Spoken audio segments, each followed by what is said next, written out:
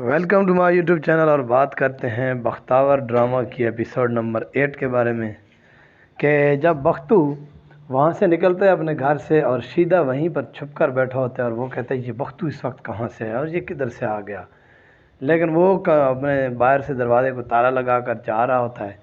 تو شیدہ سوچتا ہے کہ شیدے آج مال لوٹ لے، آج ہی موقع ہے، تو تالا تو ٹوٹ بھی سکتا ہے۔ بختو وہاں سے چلا جاتا ہے، آگے حاجی نظر اس سے ملتا ہے، اس کے ساتھ وہ بات کرتا ہے اور اسے کہتا ہے کہ اماں تمہاری کیسی ہے اب؟ تو وہ کہتا ہے ٹھیک ہے، میں وہیں جا رہا ہوں۔ اور شیدہ ادھر کیا کرتا ہے کہ اس کے گھر میں گھسنے کی کوشش کرتا ہے، تو وہاں جو کہ حاجی صاحب ہوتا ہے اس کی بیوی اسے دیکھ رہی ہوتی ہے۔ وہ گھس جاتا ہے اندر تالا توڑ کے، اور وہ بھی یہی سمجھ رہی ہوتی ہے کہ بختیار اندر ہی ہے۔ اور اس کے بعد جب کہ بختو جاتا ہے اپنے دلاور صاحب کے پاس، کیونکہ انہوں نے اسے بلایا ہوتا ہے، تو وہ وہاں پر جب جاتا ہے اپنی سیلری لینے، تو وہ اس سے پوچھتا ہے کہ تمہاری امی کیسی ہے؟ تو وہ کہتا ہے کہ صبح آپریشن ہے۔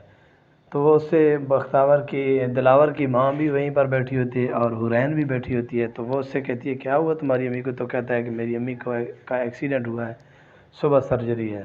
تو جس پر وہ دلاور کے سر پہ پیسے گھما کے اسے دیتی ہے کہ یہ لو امی کے لیے کچھ لے جانا، جس پر بختو کہتا ہے کہ میں صدقہ نہیں لیتا، تو یہ تو میں پیسے اپنے ادھار پہ صاحب سے لیے ہیں، اس لیے اپنی سیلری میں سے کٹوا دوں گا۔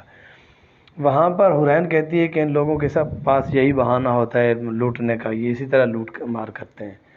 تو وہ اس کی طرف دیکھتا ہے اور چپ چاپ وہاں سے چلا جاتا ہے، اپنی ماں کے پاس جاتا ہے اور ماں کا آپریشن وغیرہ کروا لیتا ہے۔ ادھر جب کہ حاجی صاحب گھر پہ آتا ہے تو اس کی بیوی سے کہتی ہے کہ توبہ توبہ، ماں ہاسپٹل میں پڑی ہے، بھائی جو ہے وہ کام کر رہے ہیں اور بہن دوسرے لوگوں کے ساتھ گلشرے اڑا رہی ہے، جس پر وہ کہتا ہے کیا مطلب ہے؟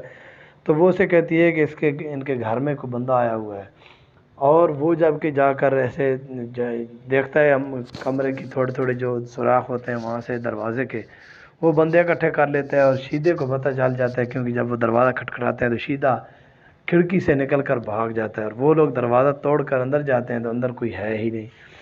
اور جب کہ صبح بختو آتا ہے، دیکھتا ہے اپنے گھر کی حالت کی یہ کیا ہوا پڑا ہے، تو وہ ان سب سے پوچھتا ہے کہ ہمارے گھر میں کوئی چور گھسا تھا کیا؟ جس پر وہ اس سے پوچھتے ہیں کہ تم یہ بتاؤ تمہاری بہن کہاں ہے؟ تو وہ انہیں کہتا ہے کہ اسے تو میں اپنے ماموں کے ہاں چھوڑ آیا، وہ پیپر کی تیاری کر رہی ہے۔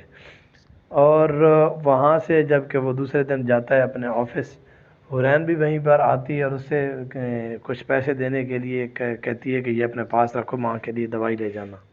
تو وہ پیسے نہیں لیتا، کہتا نہیں بس میرا کام ہو گیا، مجھے ضرورت نہیں ہے ابھی۔